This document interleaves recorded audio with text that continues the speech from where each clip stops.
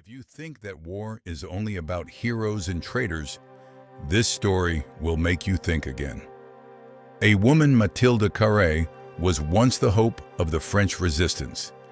Then she betrayed them to collaborate with the Gestapo. But she didn't stop there. She later turned on the Germans to return to the resistance. Is this a sophisticated double game, or simply the survival instinct of a person backed into a corner? Historical context: Paris, the winter of 1940. Snow was falling lightly, but the cold wasn't just from the weather, it came from the heavy boots of German soldiers tramping on the old cobblestone streets. After the swift defeat of the French army, the City of Lights was now shrouded in a fog of fear and control. Cafes were still open, wine was still flowing, but every conversation was whispered, because you never knew who was sitting at the next table. In the shadow of the swastika flag flying over Les Invalides, an underground world was taking shape. Secret resistance networks. It was a collection of ordinary people, teachers, engineers, students, and even elegant ladies, all ready to risk their lives to send every piece of information, every map, every military secret back to London. One small mistake, and the Gestapo would turn you into a ghost overnight. And it was in this setting that Mathilde Carré appeared. She wasn't a spy trained from childhood, nor a fighter with a gun in her hand. Before the war, Mathilde was an educated woman, charming and intelligent, the kind of person who made men stop and women take notice. When France fell, she didn't flee to England, didn't try to hide, she chose to stay. The turning point came when Mathilde joined the Inter-Allié Resistance Network, an organization founded by French and Polish individuals to gather intelligence on the German army. In the eyes of her comrades, she was both seductive and daring, earning the nickname La Chatte, the cat, a name that captured both her grace and her danger. Mathilde knew how to earn trust, and she used that ability to obtain valuable information. But then, in November 1941, the network was crushed by the Gestapo. Mathilde was captured in Paris. In the Gestapo's damp interrogation room, the dim yellow light fell on her face, no longer the confident spy, but a person driven to a dead end. The choice before her wasn't black and white, but gray: cooperate or die. From here, Mathilde's story is no longer simply about a spy who betrayed. It becomes a life-or-death puzzle on a chessboard where every piece is a dagger held to one's throat. The first betrayal. The turning point.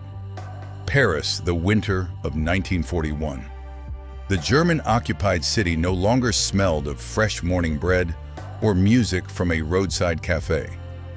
Instead, there was the heavy scent of cigarette smoke in Gestapo headquarters, distant air raid sirens, and the echoing footsteps of heavy boots on the cobbled streets.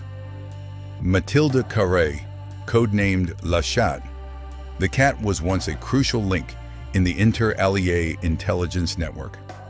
With her wavy hair and a smile that knew how to dissolve into the shadows, she moved between secret meetings and chance encounters as if it were a natural part of life. But then everything changed on one freezing night in November. The meeting that day was in a small apartment near Place de la Concorde. No one in the group realized that the Gestapo had traced them. When the door burst open and flashlights shone directly into their eyes, Mathilde had no time to think. The shouted commands in German, the banging on the table, and the sound of papers falling to the floor merged into a chaotic blur.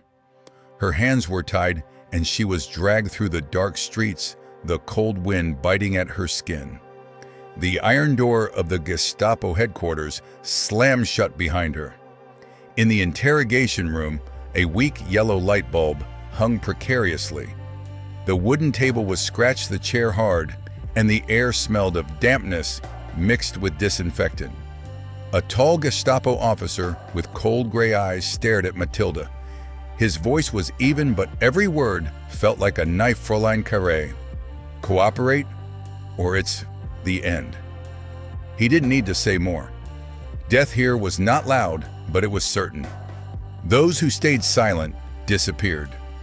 Those who broke were thrown into the deep pits of German prisons. Mathilde knew exactly where she was and who the Gestapo were. Loyalty. It was a luxury for those who still had a choice. Now her options were suffocated by darkness, the ticking of a clock, and the pain from a few well-placed blows. On the first day, she stayed silent.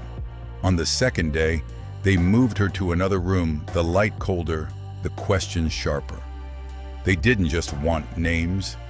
They wanted operational procedures, code words, locations. Mathilde still held back some secrets, but she could feel the noose tightening around her neck. On the third night, a private conversation took place. No torture, no shouting, just an offer sweet as honey but sticky as a spider's web. You are intelligent, beautiful, and useful. We can give you freedom. You just have to cooperate. Freedom. Those two words in that moment lit up in Mathilde's mind like a spark in a dark cellar. She remembered Paris outside. Despite the occupation, there were still cafes, tree-lined streets, and the admiring eyes of men. She remembered evenings not spent shivering on a damp, cold bed. And she understood the Gestapo didn't want her dead. At least, not yet. So the next day, Mathilde nodded. At first, she only revealed a few small pieces of information, things she believed wouldn't bring down the entire network. But the Gestapo didn't stop. They wanted more: the names of liaison agents, locations of hidden documents, even personal relationships.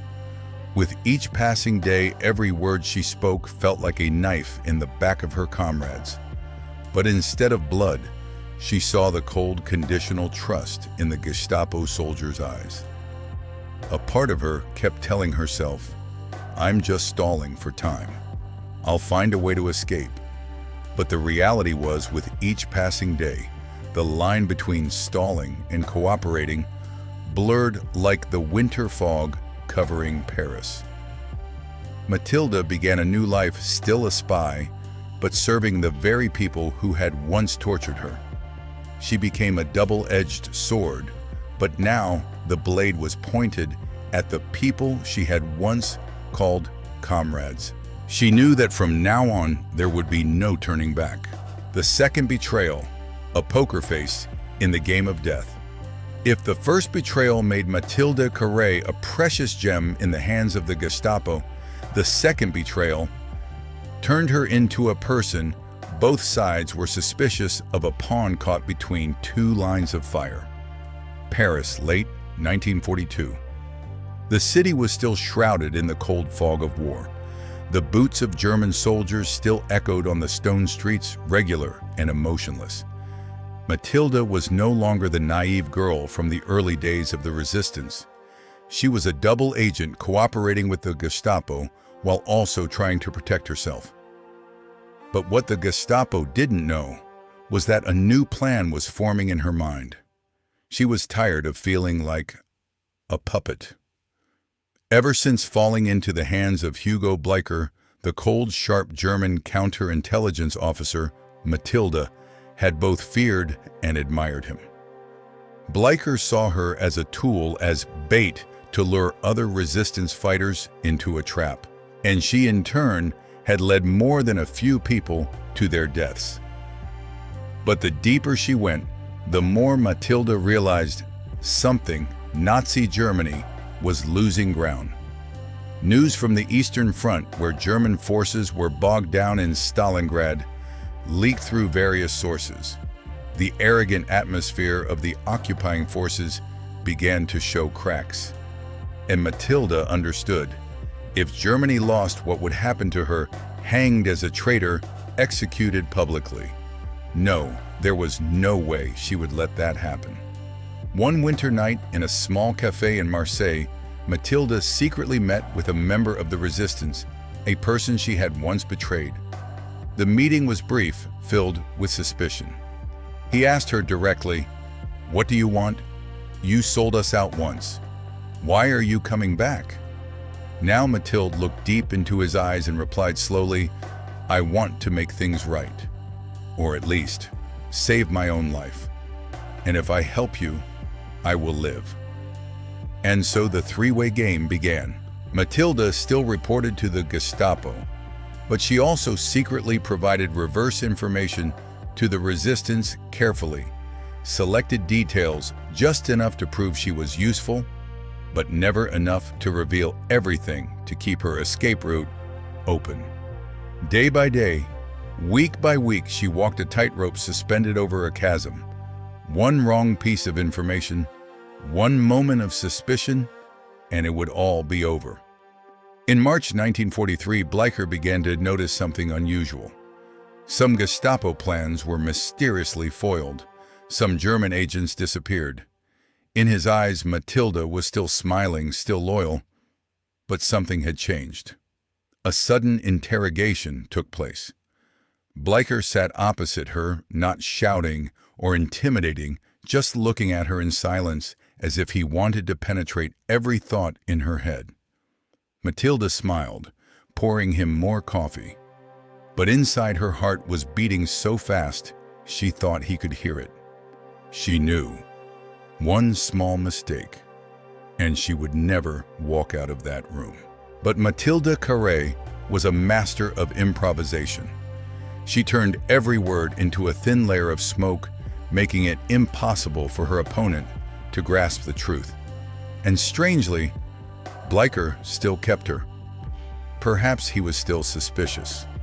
Perhaps he thought she was still valuable. Or maybe a vague bond had formed between them, half trust, half imprisonment.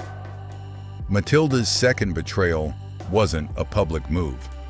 It was like a drizzle, damp and seeping into every crack in the battlefield. The resistance received crucial warnings. The Nazis began to falter. And Mathilde, the person once hated by both sides, survived through each deadly game. But somewhere deep down, she knew the rope was slowly tightening around her neck. It wasn't a question of if she would be discovered, but when. And when that time came, there would be no one left to save her. The game of life and death, and the pain between two knives. The Gestapo officer's eyes were as cold as steel, but Mathilde Carré's eyes were an abyss of the unknown. As he slid the file toward her, Mathilde wasn't looking at the words, but at her own fate. It was the moment she had to choose between life and death, between patriotism and the instinct for survival. Under the dim yellow light of the cafe, she saw herself as a butterfly caught between two flames. One side, the Gestapo; the other, her comrades she had once sworn to protect. Mathilde signed the document, and the moment the pen touched the paper was the moment she felt a part of her soul shatter. That choice wasn't a simple betrayal, but a painful compromise, a sacrifice of everything to survive, to continue the deadly game she believed she could still control. And then the collapse of the resistance network occurred. The knocks on the door at midnight, the screams echoing in the alleys, the soldiers' boots clattering down the stairs, all became a haunting obsession for Mathilde. She became a demon in the eyes of her former comrades, a la Chatte, a traitorous cat. But behind that nickname was a woman living with tormenting pain, with an endless internal struggle. She knew she had saved herself, but the price was the loss and death of others. In March 1943, when she was captured by MI5 in London, Mathilde felt a sense of release. But it was also the moment she had to face a new game, a new struggle. The MI5 agent looked deep into her eyes and made an offer: work for us and betray the Gestapo. This was her chance to atone to return to being an Allied spy. But at the same time, it was a life-or-death gamble. Mathilde knew that if the Gestapo found out, she would have no way out. She would die. But she accepted. From then on, Mathilde Carré's life entered a new phase. She sent fake reports to the Gestapo, providing misleading information to save the remaining resistance groups. Every message she sent was a gamble. Every lie was a fragile thread, saving the lives of others. But she still had to maintain a perfect cover, a cold, mysterious exterior to avoid suspicion from both sides. On a summer night in 1944, a command from the Gestapo arrived. Report the location of the resistance unit in Lyon immediately. Mathilde knew this was the decisive moment. She could save dozens of people, but the price would be her own life. She sat alone in the dark room, her finger on the send key, and finally, she sent a false signal. That night, Lyon was saved, but Mathilde was not. The Gestapo realized her betrayal. An arrest warrant was issued. Mathilde disappeared into the Paris night, taking all her secrets and pain with her. To this day, no one knows for sure the true fate of La Chatte. So who was Mathilde Carré? Was she a traitor, a double agent, or simply a master of survival? Her life is a testament to the complexities of war, where the line between right and wrong, hero and traitor, becomes blurred. Mathilde Carré, with her contradictory decisions, has become a legend, an unresolved mystery in the history of World War II. When people talk about Mathilde Carré, many only see the label of twice betrayer. But if you delve deep into her psyche, you'll see a much more complex picture, a picture not just stained with betrayal, but also a ruthless guide to the art of survival. Mathilde was never the type of spy who died for an ideal. She didn't live to be a symbol, nor did she dream of a heroic death to be recorded in history books. From the beginning, her survival instinct was stronger than any vow of loyalty. In the world of war, where everything could change overnight, she chose one single rule for herself: survive at all costs. This mindset didn't appear randomly. Before the war, Mathilde was an intelligent, charming woman, but there was nothing about her that gave her absolute security. When France fell under the boots of the Nazis, she understood a harsh truth: no one would come to save her. No government, no organization, not even a man could protect her forever. From that moment, she turned her life into a chessboard where she was both the pawn and the player. Mathilde's survival strategy was based on three pillars: adaptation, exploitation, and controlling the narrative. 1. Adaptation, changing sides, faster than the wind. Mathilde understood that in war, those who are slow to change will die first. When captured by the Gestapo, she didn't resist in vain. Instead, she slipped into a new identity almost instantly. In just a few days from a resistance spy, she became a collaborator with the enemy. Not because she liked them, but because she knew if she resisted, she would be crushed immediately. This adaptation wasn't just instinct, it was a skill.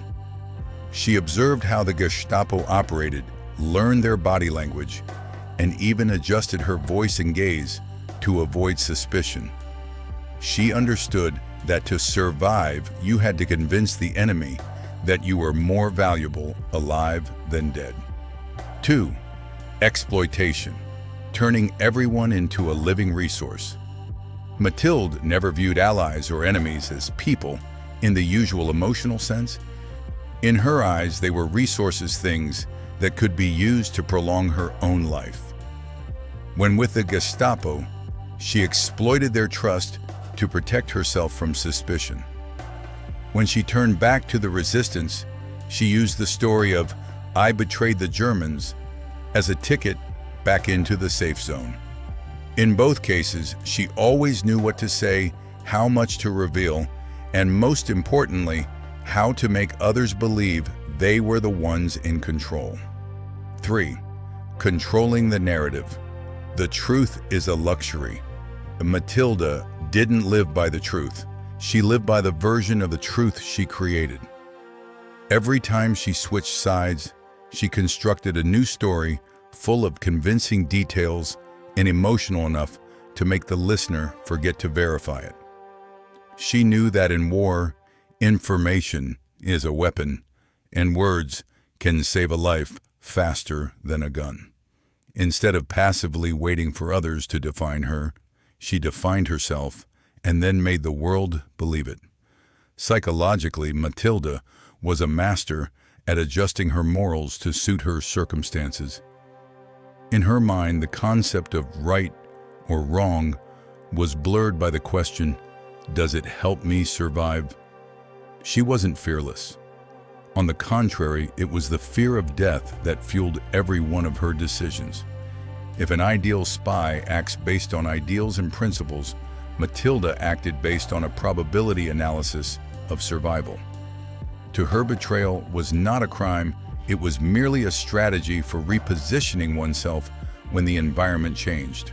Many might despise her, but if we put aside the moral factor, Mathilde's tactics are a textbook for survival in a hostile environment. Observe before acting.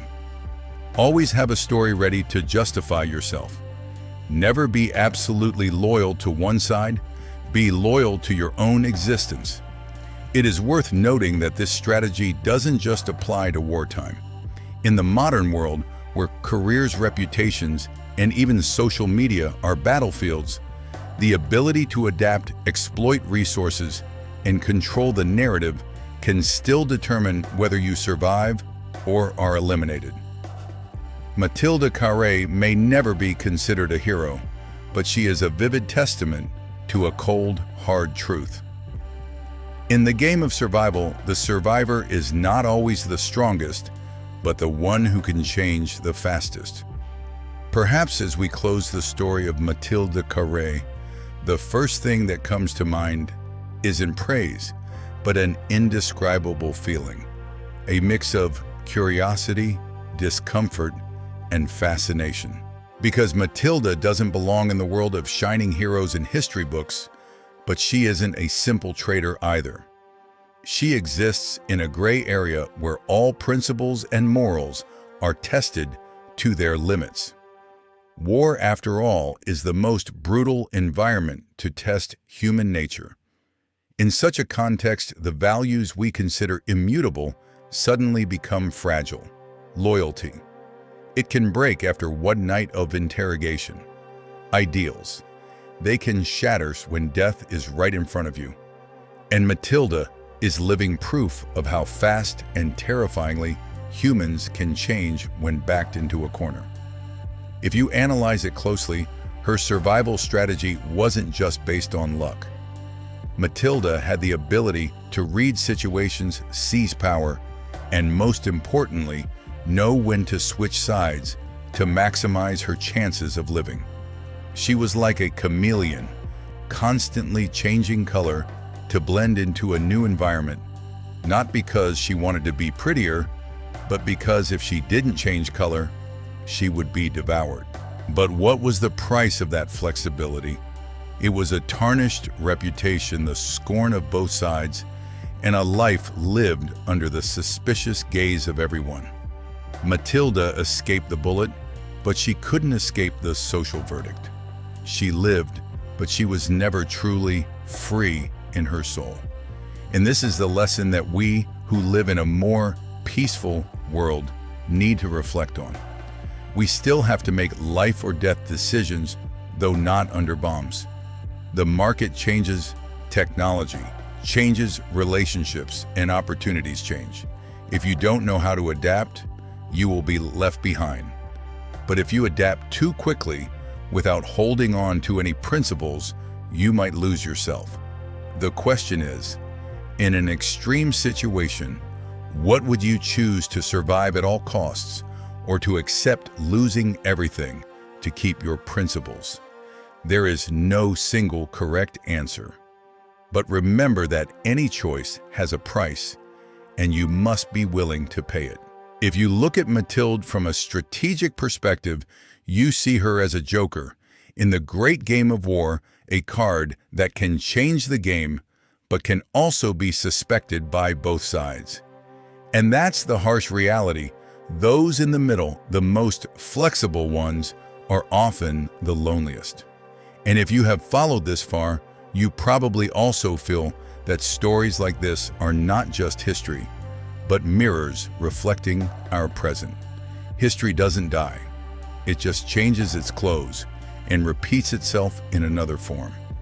Today, war is not just on the battlefield. It's in the race for technology, in commercial battles, in political decisions, and even in every personal choice. And the rules of the game are still the same.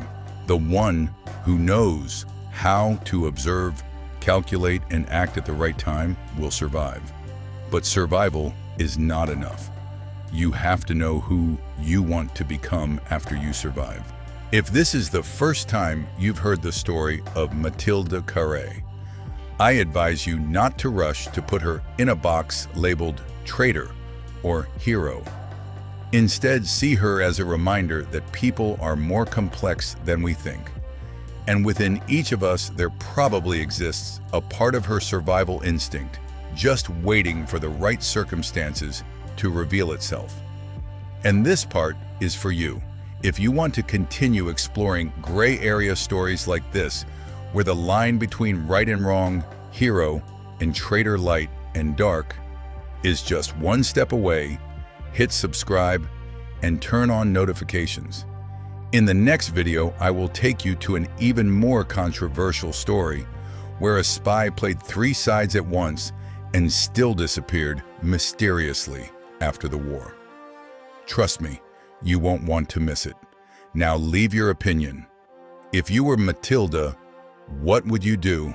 Accept death to keep your principles or betray to survive? I would love to read your answer in the comments.